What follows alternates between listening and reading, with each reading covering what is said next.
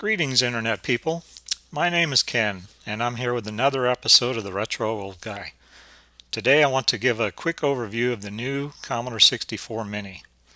I received the Mini as a Christmas present from my sister after telling her that I wanted one as a Christmas present, and I've been using it for about 3 weeks now, and I have to say it's pretty awesome.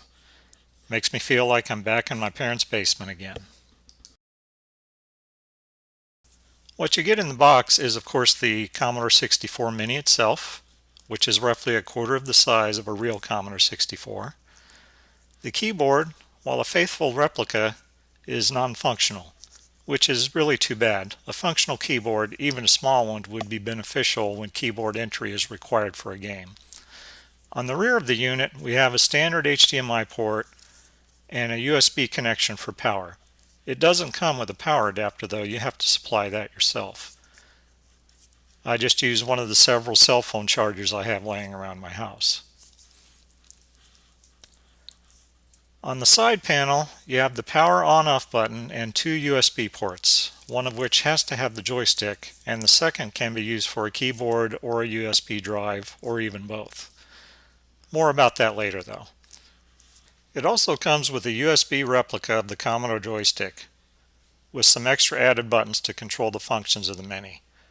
The joystick is big, and although I have big hands, my hands will still get cramped holding it when playing games for an extended period. You can put it flat on a table and hold it down for some relief. I would have preferred a Wyco Red Bat style joystick. That was my favorite joystick to use back in the 80s, as you can see in the photo. The Mini also comes with a 3-foot long HDMI cable, which you will probably want to replace with a longer one for laying on the couch to play games. It also comes with a USB cable for power, which again, you will have to supply your own adapter. Okay, well, let's show you all the cables hooked up at once here. Now when you hook all this stuff up, of course the joystick has to be connected. It controls the main menu of the Mini. Then you'll have to have the HDMI and USB power connected in the back, of course. Now, all of this stuff may start to look a little excessive with all these cables I'm plugging in. But remember, the original Commodore 64 had numerous ports for necessary attachments. Had a cartridge port, 2 joystick ports, composite out, and so forth and so on. So it's not really so different from having an original Commodore 64. Since the joystick is required, you only have one available USB port, which you can use for a USB thumb drive or keyboard, or both. But if you want to plug in both, you will need a USB hub. With a USB drive and keyboard, you now essentially have a functional Commodore 64 computer. And having at least a keyboard is beneficial to use for games that require keyboard input rather than using the virtual on-screen keyboard. So now that we've finally got all of our attachments here and put together, let's go find a TV to plug this into, power on, and play some games. Okay, I've got everything hooked up and powered on now. This is just with the out-of-the-box stuff. When you start up the C64 Mini, it will go straight to a game selection menu, which you then use the joystick to move through the selection of games. As you move through, you'll get a screenshot of the game and a brief description of each game. Now the game selection that was included on the C64 here is, in my opinion, rather poor and not very representative of the popular C64 games of the era. Most of them I've never played or even heard of. Probably the best ones and the most well-known ones are the ones created by Epix, which includes the sports games as well as the classic Impossible Mission puzzle game. There are also about 6 to 12 puzzle and logics games which I did like and will probably continue to play. But the real power here is being able to insert a USB drive with your own software on it.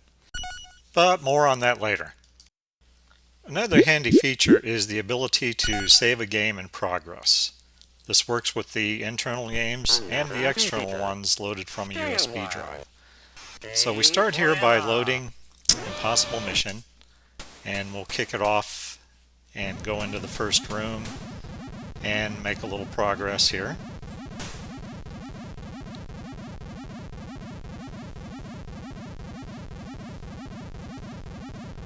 Okay, and then we'll save the state of the game. We activate the menu, select the Load Save menu, and press the appropriate button to save it. You can have up to 4 saves per game. Okay, once that's done, let's just exit out here, and then we'll come back into the game, and we will load from our previous position. So we start the game again. We just simply interrupt it and activate the Save Load menu. And now we load our game, and we should be right back in that first screen at the very position we left off. So we'll just continue our game from this point. This is an extremely handy feature, something that wasn't really found in the original 64, and it's definitely an enhancement. Let's complete this first level here. Alright, I got to get away from this ball.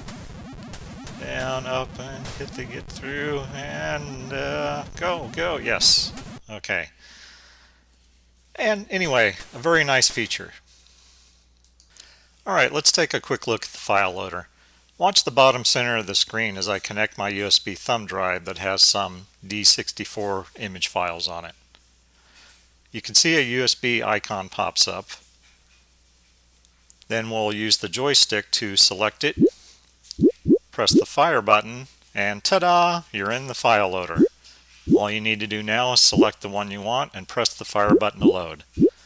We'll play Salmon Ed here, a fun little game I typed in from a Compute Gazette magazine years ago. Okay, now you can see we need to use the keyboard to enter the number of players, so we activate the virtual keyboard,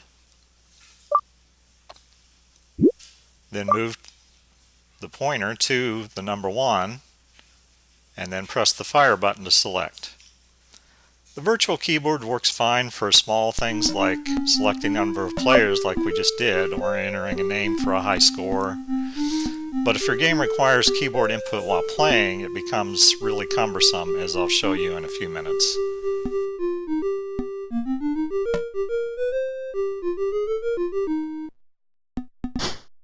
Okay, let's exit out of here by activating the controller and select Exit.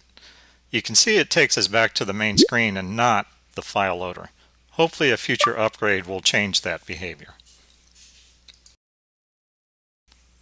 Finally, let's take a look at Basic. So from the main menu, we select Basic, and when it's loaded, we're presented with the familiar Commodore 64 power on screen. With a USB drive connected, Basic uses a specially named image file shown on screen here. This is where you can save or load your programs as needed. Now this is where having a keyboard connected is a must. The virtual keyboard is just too cumbersome to try to type in commands or data. And you can see how long it's going to take as I do a simple load directory command here.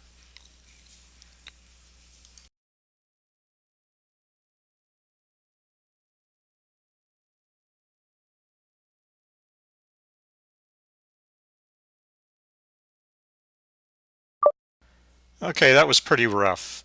I'm going to switch to a normal keyboard from here on out.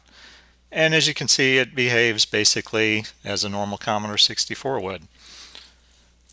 I'll program a quick hello world here with a little bit of a twist. Rather than just use a goto, we'll do an incremental tab. Ta-da! You can also program in assembly or whatever else worked for you that worked on the original Commodore 64.